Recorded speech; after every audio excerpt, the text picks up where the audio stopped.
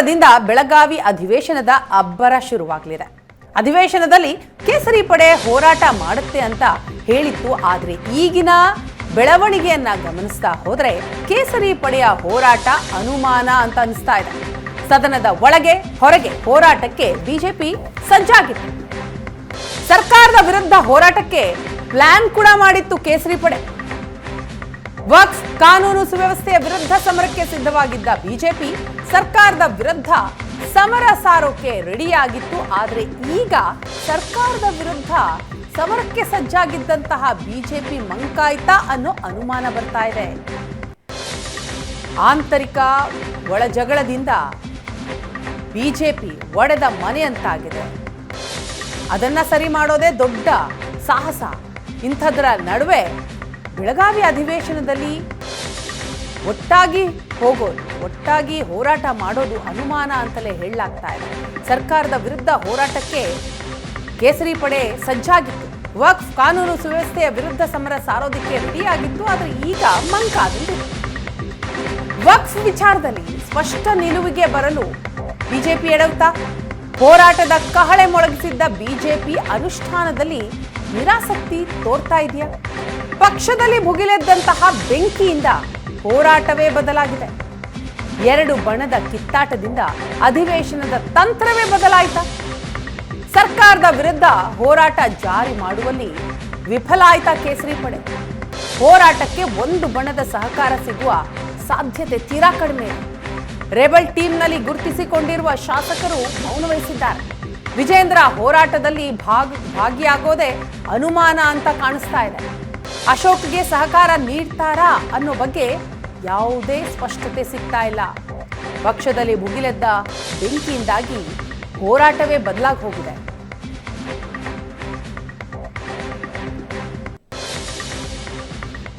ಈ ಬಗ್ಗೆ ಮಾಹಿತಿಯನ್ನ ಕೊಡ್ತಾರೆ ನಮ್ಮ ಹಿರಿಯ ಪ್ರತಿನಿಧಿ ಆನಂದ್ ಬೈದನ್ಮನೆ. ಇದೀಗ ನಮ್ಮ ಜೊತೆ ಸಂಪರ್ಕದಲ್ಲಿದ್ದಾರೆ. ಆನಂದ, ಬೆಳಗಾವಿ ಅಧಿವೇಶನ ಇನ್ನೇನು ಸೋಮವಾರ ಆರಂಭ ಆಗತ್ತೆ.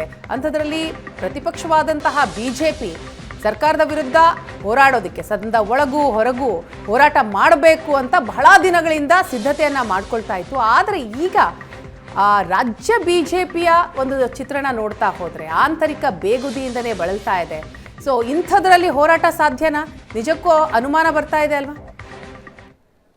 ಖಂಡಿತವಾಗ್ಲೂ ಕೂಡ ಪ್ರಮುಖ ಪ್ರತಿಪಕ್ಷವಾಗಿರ್ತಕ್ಕಂಥ ಬಿಜೆಪಿ ಬೆಳಗಾವಿ ಅಧಿವೇಶನದಲ್ಲಿ ದೊಡ್ಡ ಮಟ್ಟದ ಹೋರಾಟಕ್ಕೆ ಪ್ಲಾನ್ ಆಫ್ ಆಕ್ಷನ್ ಗಳನ್ನ ಸಿದ್ಧಪಡಿಸಿತು.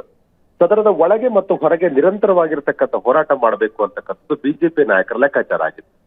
ಅದಕ್ಕೆ ಬಹಳ ಪ್ರಮುಖವಾಗಿ ಕೆಲವೊಂದಷ್ಟು ವಿವಾದಾತ್ಮಕವಾಗಿರ್ತಕ್ಕಂಥ ಕಂಟೆಂಟ್ ವಿಷಯವನ್ನು ಇಟ್ಕೊಂಡು ಸದನದ ಒಳಗಡೆ ದೊಡ್ಡ ಮಟ್ಟದ ಹೋರಾಟ ಮಾಡ್ತಕ್ಕಂಥದ್ದು, ಅದನ್ನ ಸದನದ ಒಳಗೂ ಕೂಡ ಪ್ರಸ್ತಾಪ ಮಾಡಿ ಸರ್ಕಾರವನ್ನ ಇಕ್ಕಟ್ಟಿಗೆ ಸಿಲುಕಿಸಬೇಕು ಅಂತಕ್ಕಂಥ ಪ್ಲಾನ್ ಮಾಡಲಾಗಿತ್ತು. ಆದರೆ ಪಕ್ಷದ ಒಳಗಡೆ ಶುರುವಾದಂತ ಆಂತರಿಕ ಬೇಗುದಿ ಏನಿದೆ, ಇದು ಇಡೀ ಹೋರಾಟದ ಮೇಲೆ ಪ್ರತಿಕೂಲವಾಗಿರುವಂತಹ ಪರಿಣಾಮಗಳನ್ನು ಉಂಟು ಮಾಡಿದೆ. ಉದಾಹರಣೆಗೆ ವಕ್ಫ್ ಹೋರಾಟವನ್ನ ಕೈಗೆತ್ತಿಕೊಂಡಿರತಕ್ಕಂಥ ಬಿಜೆಪಿ ರಾಜ್ಯಾದ್ಯಂತ ಅಧ್ಯಯನ ಪ್ರವಾಸ ಮಾಡಿ ಅಂತಿಮವಾಗಿ ಬೆಳಗಾವಿಯಲ್ಲಿ ಸಮಾವೇಶ ಮಾಡುವುದರ ಮೂಲಕ ಸರ್ಕಾರದ ಮೇಲೆ ಒತ್ತಡ ಹಾಕ್ತಕ್ಕಂಥ ಪ್ರಯತ್ನಕ್ಕೆ ಮುಂದಾಗಿತ್ತು. ಆದರೆ ಆ ಒಂದು ಹೋರಾಟದ ಬಗ್ಗೆ ಇನ್ನೂ ಕೂಡ ನೀಲನಕ್ಷೆ ಸಿದ್ಧ ಆಗಿಲ್ಲ. ಇನ್ನೊಂದು ಕಡೆ ರಾಜ್ಯದಲ್ಲಿರ್ತಕ್ಕಂಥ ರೈತರ ಹಿತಾಸಕ್ತಿಗೆ ಪೂರಕವಾಗಿ ಬೆಳೆ ವಿಮೆ ಬಂದಿಲ್ಲ ಅಂತಕ್ಕಂಥ ವಿಚಾರವನ್ನ ಪ್ರಸ್ತಾಪ ಮಾಡಲಿಕ್ಕೆ ಬಿಜೆಪಿ ಮುಂದಾಗಿತ್ತು. ಆ ಬಗ್ಗೆಯೂ ಕೂಡ ಒಂದು ಸ್ಪಷ್ಟವಾಗಿರ್ತಕ್ಕ ಚಿತ್ರಣ ಸಿಗ್ತಾ ಇಲ್ಲ.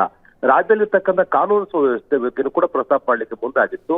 ಅಸಂಬಂಧಪಟ್ಟಾಗೆ ಒಂದು ಸದನದ ಹೊರಗೂ ಕೂಡ ಹೋರಾಟ ಮಾಡುವಂತ ನಿರ್ಧಾರಕ್ಕೆ ಬರಲಾಗಿದೆ. ಉದಾಹರಣೆಗೆ ಹುಬ್ಬಳ್ಳಿಯಲ್ಲಿ ನಡೆದಿರ್ತಕ್ಕಂಥ ಗಲಭೆಗೆ ಸಂಬಂಧಪಟ್ಟ ಹಾಗೆ ಆ ಒಂದು ಕೇಸ್ ಅನ್ನು ವಿಡ್ರಾ ಮಾಡಿರ್ತಕ್ಕಂಥ ವಿಚಾರಕ್ಕೆ ಸಂಬಂಧಪಟ್ಟಾಗ ಹೋರಾಟವನ್ನು ದೊಡ್ಡ ಮಟ್ಟದಲ್ಲಿ ಮಾಡಬೇಕು, ಒಂದು ಅಜೆಂಡಾ ಸೆಟ್ ಮಾಡಬೇಕು ಅಂತಕ್ಕಂಥ ಪ್ಲಾನ್ ಅನ್ನು ಕೂಡ ಮಾಡಿತ್ತು. ಆದರೆ ಈ ಎಂತ ಗಂಭೀರವಾಗಿರ್ತಕ್ಕಂಥ ವಿಚಾರಗಳ ಹೋರಾಟದಲ್ಲಿ ಒಂದು ಸ್ಪಷ್ಟವಾಗಿರ್ತಕ್ಕಂಥ ಒಂದು ಮಾರ್ಗಸೂಚಿ ನೀಲನಕ್ಷೆ ಯಾವುದೂ ಕೂಡ ಕಾಣ್ತಾ ಇಲ್ಲ. ಯಾಕೆಂತಂದ್ರೆ ಪಕ್ಷದ ಒಳಗಡೆ ಎಲ್ಲವೂ ಕೂಡ ಸರಿ ಇಲ್ಲದೆ ಇರುವಂತಹ ಕಾರಣಕ್ಕಾಗಿ, ಎರಡು ಗುಂಪುಗಳಾಗಿರುವಂತಹ ಕಾರಣಕ್ಕಾಗಿ, ಒಂದು ಗುಂಪು ಇನ್ನೊಂದು ಗುಂಪಿಗೆ ಸಹಕಾರ ಮಾಡತಕ್ಕಂಥ ಸಾಧ್ಯತೆಗಳು ತೀರಾ ಕಡಿಮೆ ಇರುವ ಕಾರಣಕ್ಕಾಗಿ ಸದನದ ಹೊರಗೇನ ಬದಲಾಗಿ ಈಗ ಒಳಗಡೆ ಅಷ್ಟೇ ಹೋರಾಟ ಮಾಡುವ ನಿರ್ಧಾರವನ್ನ ತೆಗೆದುಕೊಳ್ಳಲಾಗಿದೆ. ಪ್ರತಿಪಕ್ಷ ನಾಯಕರಾಗಿರುವಂತಹ ಆರ್ ಅಶೋಕ್ ನೇತೃತ್ವದಲ್ಲಿ ಸದನದ ಒಳಗೆ ನಡೀತಕ್ಕಂಥ ಹೋರಾಟವು ಕೂಡ ಹೇಗಿರುತ್ತೆ ಅನ್ನುವಂಥ ಸಹಜವಾದಂತ ಅನುಮಾನ ಇದ್ದೇ ಇದೆ. ಯಾಕೆಂತಂದ್ರೆ ಕಳೆದ ಬಾರಿ ಬೆಳಗಾವಿ ಅಧಿವೇಶನದಲ್ಲಿ ಆರ್ ಅಶೋಕರಿಗೆ ಯಾರು ಕೂಡ ಸಪೋರ್ಟ್ ಮಾಡಿರ್ಲಿಲ್ಲ, ಒಂದು ವರ್ಗ ಸಪೋರ್ಟ್ ಮಾಡಿಲ್ಲ. ಆದ್ರೆ ಈ ಬಾರಿ ಎಲ್ಲರೂ ಒಟ್ಟಿಗೆ ತೆಗೆದುಕೊಂಡು ಹೋಗೋ ಪ್ರಯತ್ನವನ್ನ ಅಶೋಕ್ ಮಾಡಿದರೂ ಕೂಡ, ವಿಜೇಂದ್ರ ಅವರು ಅಶೋಕ್ ಅವರಿಗೆ ಸಪೋರ್ಟ್ ಮಾಡಿದ್ರು ಕೂಡ ರೆಬಲ್ ಟೀಮ್ ನಲ್ಲಿರ್ತಕ್ಕಂಥವ್ರು ಸಪೋರ್ಟ್ ಮಾಡ್ತಾರಾ? ಸೊ ಈ ರೀತಿಯಾಗಿರ್ತಕ್ಕಂಥ ಸಹಜವಾದಂತಹ ಒಂದು ಸಂಶಯಗಳಿದೆ. ಹಾಗಾಗಿ ಸದನದ ಒಳಗೆ ಮತ್ತು ಹೊರಗೆ ನಿರಂತರವಾದಂತಹ ಹೋರಾಟದ ಮೂಲಕ ಒಂದು ಗಟ್ಟಿ ಧ್ವನಿ ಮೊಳಗಿಸುವಂತ ಲೆಕ್ಕಾಚಾರದಲ್ಲಿರುತ್ತ ಬಿಜೆಪಿಗೆ ಪಕ್ಷದ ಒಳಗಡೆ ನಡೆದಿರ್ತಕ್ಕಂಥ ಏನು ಒಳಗೆ ಉಂಟಾಗಿರ್ತಕ್ಕಂಥ ಆಂತರಿಕ ಬೇಗುದಿ ಇಡೀ ಹೋರಾಟದ ಮೇಲೆ ಪರಿಣಾಮ ಉಂಟು ಮಾಡಿದೆ. ಎಸ್, ಥ್ಯಾಂಕ್ ಯು ಆನಂದ್ ತಮ್ಮ ಮಾಹಿತಿಗಾಗಿ.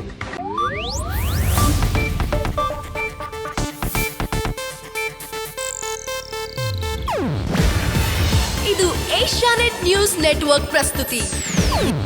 ನೀವು ನೋಡ್ತಿದ್ದೀರಾ ಏಷ್ಯಾನೆಟ್ ಸುವರ್ಣ ನ್ಯೂಸ್.